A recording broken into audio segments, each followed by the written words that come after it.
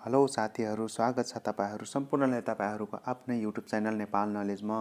म तपाईहरूको साथी भुवन सदाका चाहिँ आज फेरि पनि उपस्थित भइसकेको छु तपाईहरू समक्ष र आज म तपाईहरूको लागि लिएर आएको छु 2078 साल मङ्सिर 22 गते बुधबारका दिन गोरखापत्रमा प्रकाशित भएको वस्तुगत प्रश्न उत्तरहरू। र विषयवस्तुतर्फ अगाडि बढ्नुभन्दा पहिला तपाईहरू यस च्यानलमा नयाँ हुनुहुन्छ भने कृपया च्यानललाई सब्स्क्राइब गरिदिनु होला र छेउमा रहेको बेल आइकनमा प्रेस गरी अलमा सिलेक्ट गरिदिनु होला र भिडियो मन परे लाइक र शेयर गरिदिनु होला।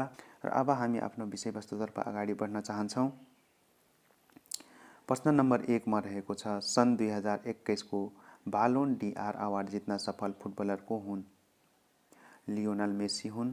अर्जेन्टिनी कप्तान तथा पीएसजी का स्ट्राइकर लियोनल मेसी कीर्तिमानी रूपमा 7औं पटक सो अवार्ड जित्न सफल भएका।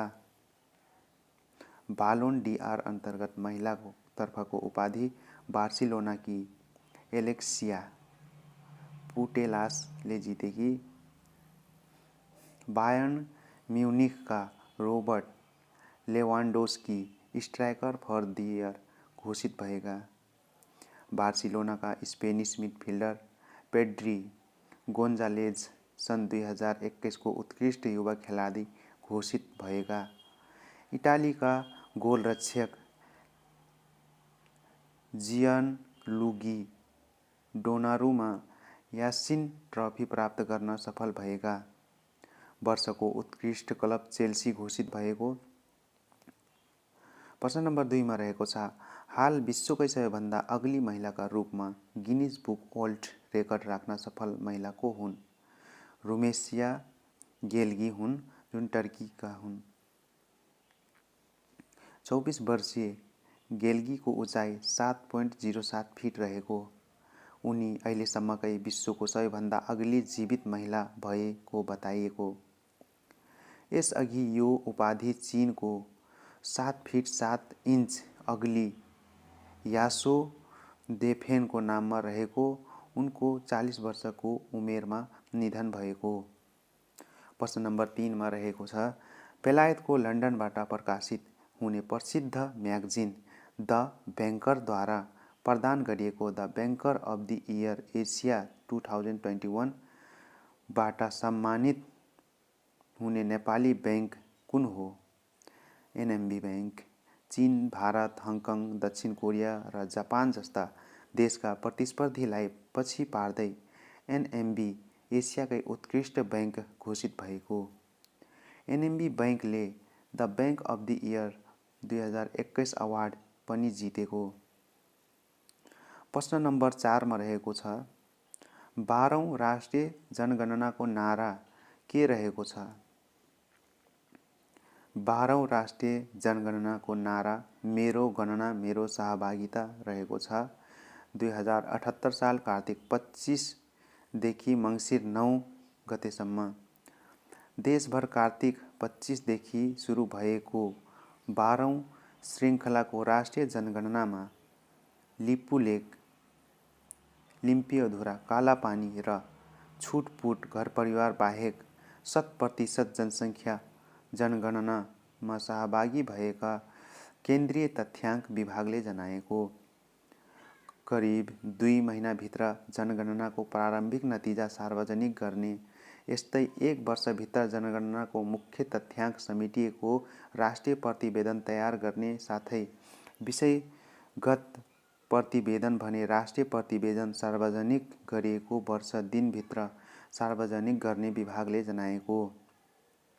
प्रश्न नम्बर 5 मा रहेको छ, अर्गनाइजेसन फर स्ट्यान्डर्डाइजेसन आइएसओ बाट आइएसओ 27001 2013 मापदण्डको प्रमाणपत्र पाउने नेपाली बैंक कुन हो?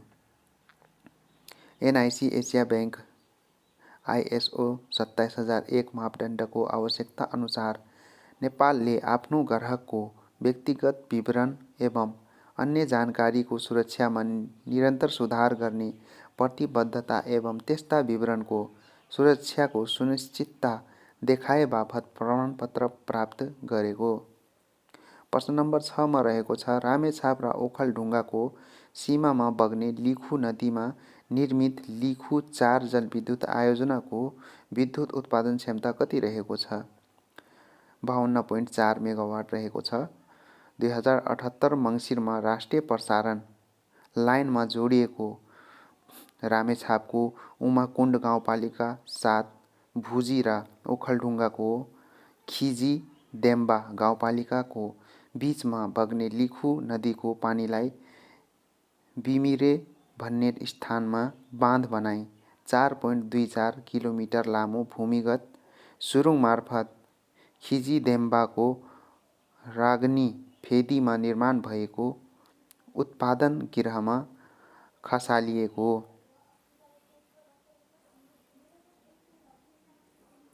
उत्पादन गृहमा 2 वटा टर्बाइनबाट बिजुली उत्पादन गरिएको। उत्पादित विद्युत 220 केभी प्रसारण लाइन मार्फत रामेछाप जिल्लाको मन्थली नगरपालिका 6 खिम्तीमा निर्मित न्यू खिम्ती सब स्टेसनमा जोडिएको। प्रश्न नम्बर 7 मा रहेको छ 2068 को जनगणना अनुसार भोट बर्मेली भाषा परिवार अन्तर्गतका भाषामध्ये नेपालमा सबैभन्दा बढी जनसङ्ख्याले बोल्ने भाषा कुन हो? तामाङ। प्रश्न नम्बर 8 मा रहेको छ व्यवसायका 2 भाग छन् बजारीकरण र नवप्रवर्तन भन्ने भनाइ कसको हो? Peter Drucker. प्रशासकीय अदालत ऐन 2076 अनुसार सर्वोच्च अदालत वा प्रशासकीय अदालतमा परेको पुनरावेदनको टुङ्गो नलाग्दै पुनरावेदन दिने व्यक्ति सेवाबाट अवकाश भएमा वा निजको मृत्यु भएमा सो पुनरावेदन सम्बन्धमा के व्यवस्था रहेको छ? पुनरावेदन खारेज नहुने अन्तिम किनारा गर्नुपर्ने। प्रश्न नम्बर 10 मा रहेको छ from third world to first नामक कृतिका लेखक को हुन्? Lee Kuan Yew. प्रश्न नम्बर 11 मा रहेको छ नेपाललाई कहिलेसम्म डिजिटल नेपाल बनाउने घोषणा गरिएको छ? सन् 2025। प्रश्न नम्बर 12 मा रहेको छ प्रदेश 1 ले तय गरेको प्रादेशिक मूल नारा के हो? स्वच्छ सुखी र समुन्नत प्रदेश। प्रश्न नम्बर 13 मा रहेको छ लेखनाथ पौडेललाई कवि शिरोमणिको उपाधि कहिले प्रदान गरिएको हो? विक्रम सम्वत 2008 मा। प्रश्न नम्बर 14 मा रहेको छ पुरा दित्ते गाढी महोत्तरी जिल्लामा पर्छ भने दुगु नागदी कहाँ पर्छ? सिन्धुपाल्चोकमा। प्रश्न नम्बर 15 मा रहेको छ विश्वको कुन घटना पश्चात सरकार र निजी क्षेत्रबीच साझेदारी हुनुपर्ने कुरामा जोड दिन थालियो?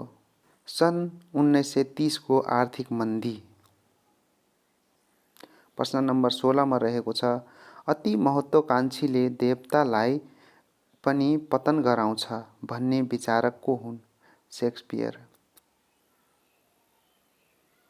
प्रश्न नम्बर 17 मा रहेको छ नागरिक लगानी कोषद्वारा सञ्चालनमा ल्याएको नागरिक पेन्सन योजना अनुसार पेन्सन पाउनका लागि बचतकर्ताले सामान्यतया कति वर्षसम्म रकम जम्मा गर्नुपर्ने प्रावधान रहेको छ? 15 वर्षसम्म। प्रश्न नम्बर 18 मा रहेको छ तेजाब तथा अन्य घातक रासायनिक पदार्थ नियमन अध्यादेश 2077 कहिले जारी गरिएको हो? विक्रम सम्वत 2077 आश्विन 12 गते।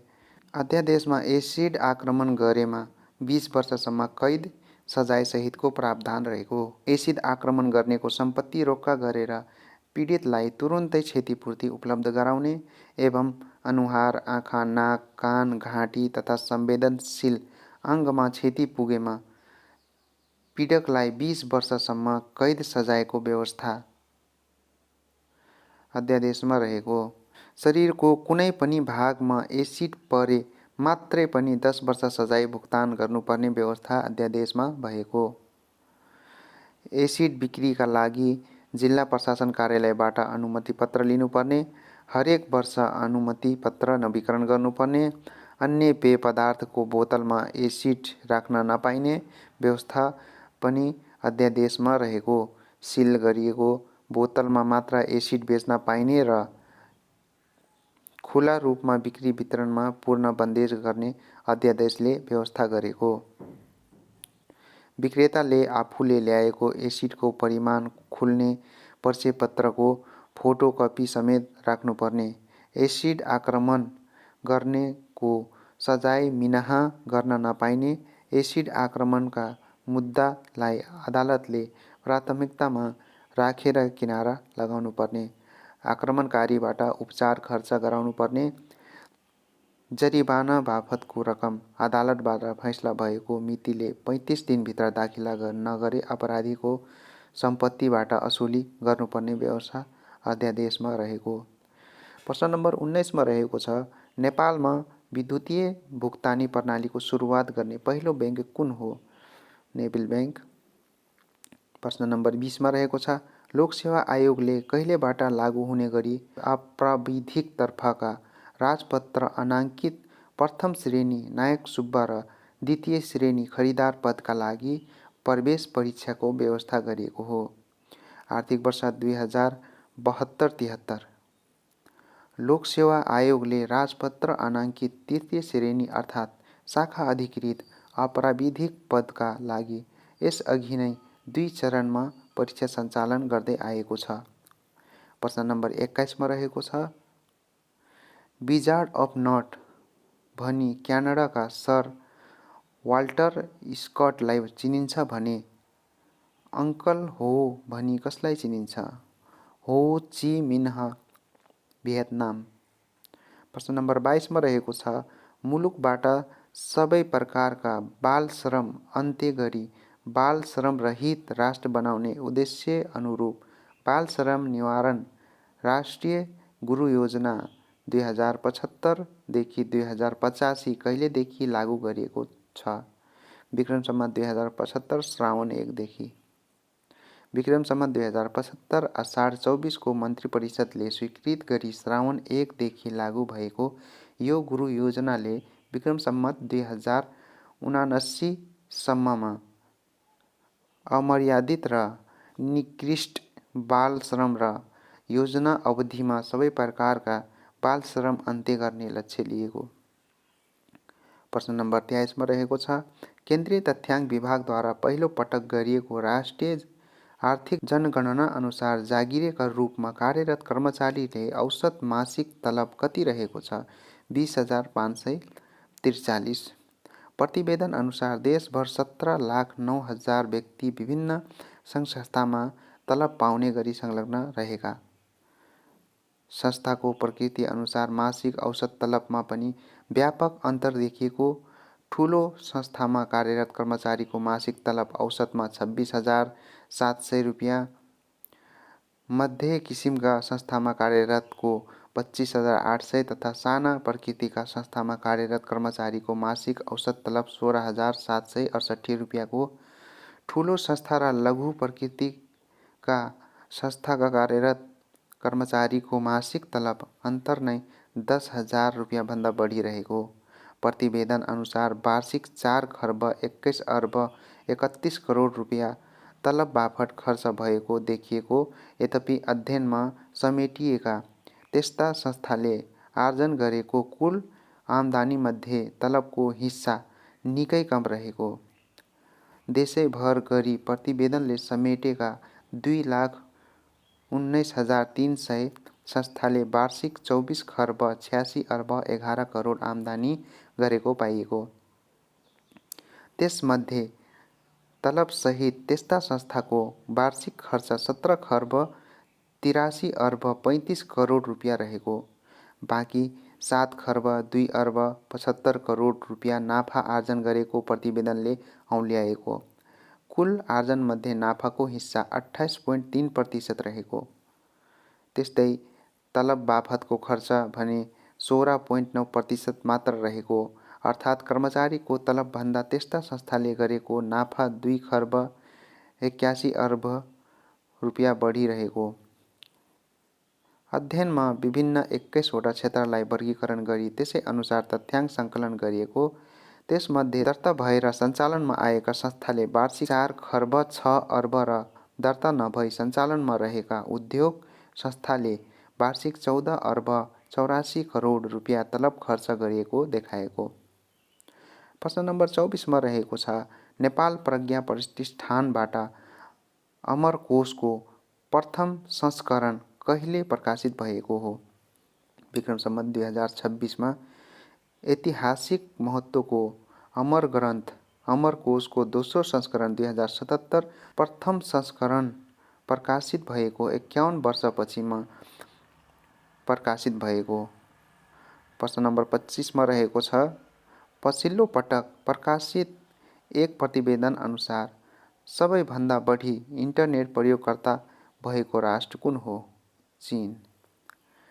प्रश्न नम्बर 26 मा रहेको छ, सञ्चार तथा सूचना प्रविधि मन्त्रालयद्वारा इन्टरनेटबाट अश्लील सामग्रीको आदान प्रदान, प्रकाशन एवं प्रसारणमा बन्देज कहिले लगाइएको हो? विक्रम सम्वत 2075 आश्विन 5 मा। प्रश्न नम्बर 27 मा रहेको छ, नेपालको सबैभन्दा ठूलो राष्ट्रिय निकुञ्ज सेफुक्सुन्डो कति क्षेत्रफलमा फैलिएको छ? 3555 वर्ग किलोमिटर। डोल्पा र मुगुमा अवस्थित यस राष्ट्रिय निकुञ्ज भित्र सेफुक्सुन्डो ताल रहेको छ।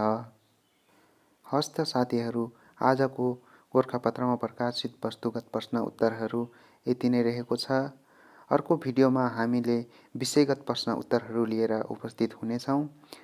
आजको लागि बिदा हुन चाहन्छौँ। हस्त, नमस्कार।